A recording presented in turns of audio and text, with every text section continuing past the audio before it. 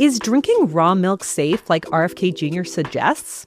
Can you reduce a glucose spike if you eat your food in, quote-unquote, the right order? I'm registered dietitian Abby Sharp. I host a nutrition myth-busting podcast called Bite Back with Abby Sharp, and those are just some of the questions I tackle with qualified experts on my show. There is so much food misinformation and disinformation out there, and it can feel impossible to know what's real and what's BS. On Bite Back, my goal is to help listeners create a pleasurable relationship with food, their body, and themselves, which in my opinion is the fundamental secret to good health. Listen to Bite Back wherever you get your podcasts. We interrupt this program to bring you an important Wayfair message. Wayfair's got style tips for every home. This is Styles McKenzie helping you make those rooms sing. Today's style tip. When it comes to making a statement, treat bold patterns like neutrals. Go wild, like an untamed animal print area rug under a rustic farmhouse table from Wayfair.com. Arr, fierce. This has been your Wayfair style tip to keep those interiors superior. Wayfair, every style, every home. Frequency Podcast Network. Stories that matter, podcasts that resonate.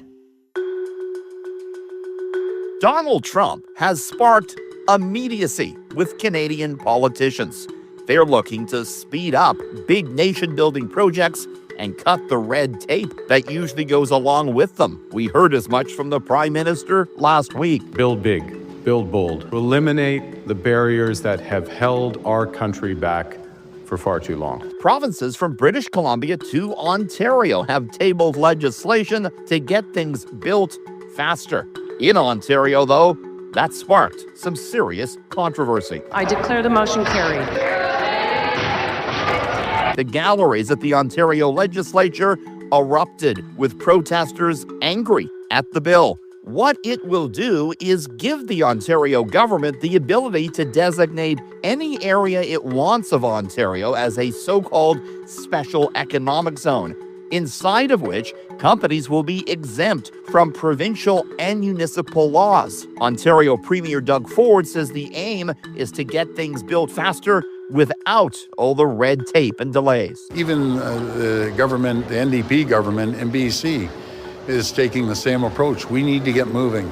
Folks, we can do two things. We can sit back and basically watch our economy die and jobs being lost, or we can move forward. But many First Nations feel differently. They see this as a potential land grab. Today, on The Big Story, we're joined by one of the most vocal opponents to Bill 5, the only Indigenous member of the Ontario legislature, Sol Mamakwa from the NDP. Sol, thanks for being here on The Big Story today. Yeah, thank you for having me, Richard. Tell us why you're so against this bill that passed through the Ontario legislature last week. It's like a king's bill. And, they have the final say and of what goes on these like special economic zones. And I think what jumped out at me is, Richard, that there was no consultation with First Nations. Well, what are First Nations concerned about? That the government's going to come and say, okay, we're designating this land as an economic zone and we're going to do whatever we want? What is the concern? It's as if it's their land. I don't know. We've been here for, up north in our home territories. These are lands that have been with us for, since time immemorial. And we've been the caretakers of these lands. Like me growing up as a First Nation kid in up north, I grew up on the land. That's where my identity, language of who I am today, the history of the things where I grew up, like I knew the bays and the creeks, that's what we know.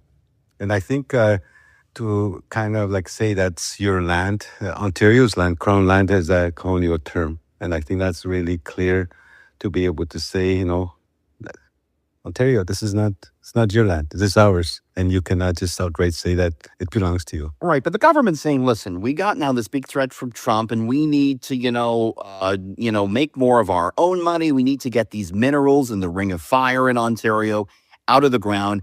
And this is something that's been bogged down in red tape for decades. So we're going to do away with the red tape.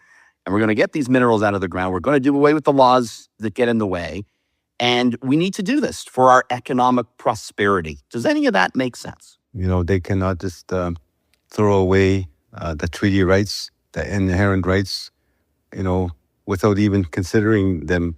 That's a wrong way to move forward. And I think what First Nations are saying is we just need to be at the table to start the dialogue. And right now, that's not happening. And I think for a long time, we knew this was coming. I knew this was coming when, when the tariff wars started with the United States, with Trump. And I knew, during the election, and that's one thing that they never talked about, but I know it was coming. What was coming? This type of bill would be coming because they're going to use this as an excuse to access our territories, to start the Ring of Fire, to start more mines. And I think what they've done here will cause delays further. I mean, there is this suggestion from some First Nation leaders that, there could be road blockades or rail blockades. Do you think we'll see that in Ontario this summer to protest it?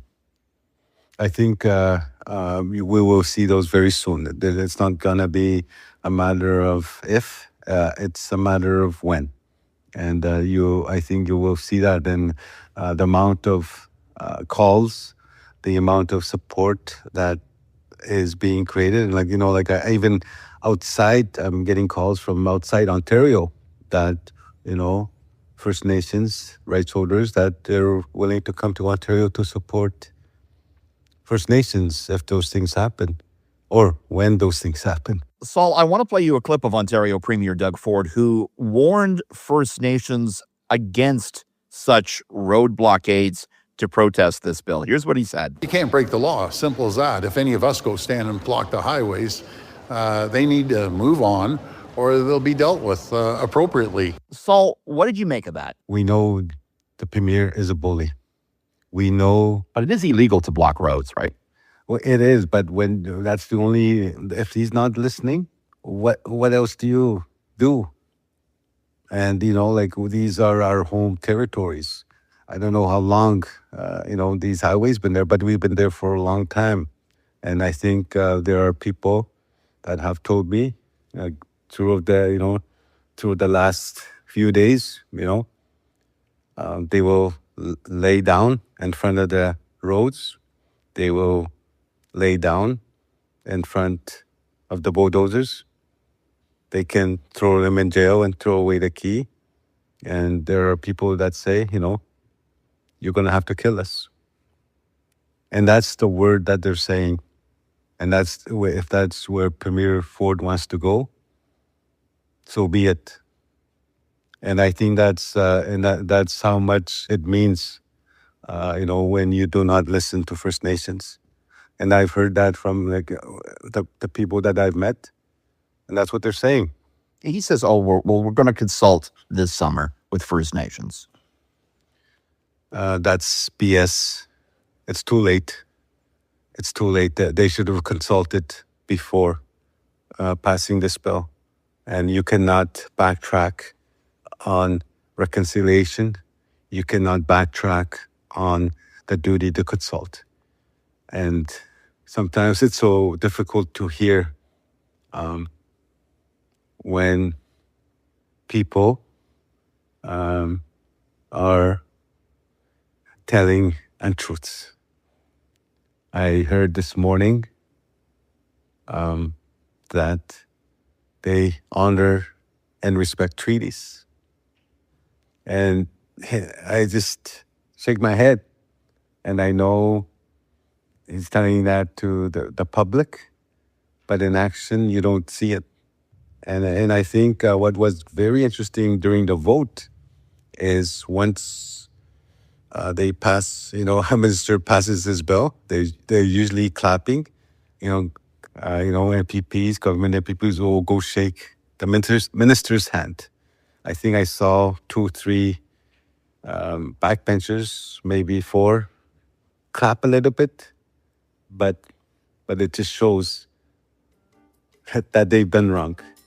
Like it wasn't like a very this exuberant clapping. It wasn't that. I know they're in the wrong. Did your last vacation house for the whole crew leave you wishing there was a better way to stay together? Like with bedrooms that are all great, so everyone thinks they got the best room? Whoa! This is amazing. A full bathroom in every bedroom? Hey, mine's got a bathroom. A beach around an epic, clear bay big enough for swimming, rope swinging, and even kayaking? All next door to Walt Disney World? Next trip, share a house at Evermore Orlando Resort. You won't believe what you resorted to before. It's not just Ontario. I mean, you look at BC, and there's a similar type of bill in British Columbia as well. I mean, what do you make of that? I don't know. I cannot speak on the process on how they came up with that. Maybe, perhaps they did the engagement first. I don't know. But I cannot say. I know that's something that they kind of, when some of the responses during question period, that's what they throw back at us just because they're NDP. But again, I think the process over here is wrong. And one of the things is the difference, like there's no treaties in BC, but I know they do have the same titles, Aboriginal title. They have rights. And so, and I think that's some of that's the difference. I'm not saying that, I don't know how they came about it, but that's what they seem to use. Have you spoken to Premier Ford? Like, have you picked up the phone and called him about this bill? Talked to him one-on-one? No, I haven't. I think he's not one to, he will just totally disregard me. And but I think at some point in time I will do that. And I know that I did, probably about 3 weeks ago, I did go across and I hand delivered a letter to him. There was an invitation to Snawaski Nation Spring Assembly here in Toronto. It was about a week ahead of the meeting when it was an official invite, and then he told me the First Nations will be happy what we have to offer, and he was talking about that $3.1 million. Premier says there will be some First Nations who will be always against this. So, like, my last question to you, Saul, is how do we, get mining going, get these minerals out of the ground, but also, respect these treaties and offer up proper respect to First Nations? How do we do both? I think Ontario is the one that keeps messing it up for the mines. And I think that this bill is going to be a step backwards. It's going to be like 15 years, 20 years backwards. So it's going to further delay things. And I think, wherever they're getting their advice, they're getting very bad advice. I don't know if it's a Minister of Indigenous, Minister of Indian Affairs that is doing that. But I think it's important that, they're just totally wrong. You cannot just take away things that are not yours. And again, they just need to have a dialogue. He says he speaks to chiefs directly, and a number of times these communities First Nations chiefs have invited Doug Ford, and he doesn't show up. And so I think he just chooses who he likes and who he will has agreements with. And but I think these lands, our language, our identity, because that's where it comes from, right? Like from the land that our treaty rights are not for sale. And I think it's important to understand that. And I think for a long time we know any government or industry that comes to our land is not for the benefit of First Nations. We've known that. Like that's the way history tells us that, and this one is no different. Ontario is the Ontario government is right now very colonial, very oppressive in their approach, and that will not work. And this approach is very it's very backwards. But I think like should their mines be built, we should be the Arabs of the North. We should be the ones benefiting, not them. And I think that's the only way it would work. Thank you so much for this, Chad. I appreciate it. Thank you. For his part, Ontario Premier Doug Ford is promising to listen to First Nations. Most important thing is there's going to be consultation with First Nations communities, and we'll sit around the table. And I'm very confident when any project comes up, when we sit down and they're a partner. I've seen it before. When it comes to duty to consult, which is very important, and we are going to do it, if they have an equity partnership, it moves like grease lightning. It goes through because they want prosperity. They want to get the project going. So that's the approach we're going to take, a very collaborative approach, and cooperate with all stakeholders, no matter if it's communities and mayors or First Nations communities. That's what we believe that will help everyone as a whole in Ontario and across our great country. That's Ontario Premier Doug Ford and Ontario MPP Sol Mamakwa. And that was The Big Story. You can send us feedback on this episode or any episode by emailing us at hello@thebigstorypodcast.ca or leave us a voicemail at 416-935-9535. You can find us on the Seeker app or on all your favorite podcast players. Please rate, review, follow, and share. I'm Richard Southern. Thanks for listening.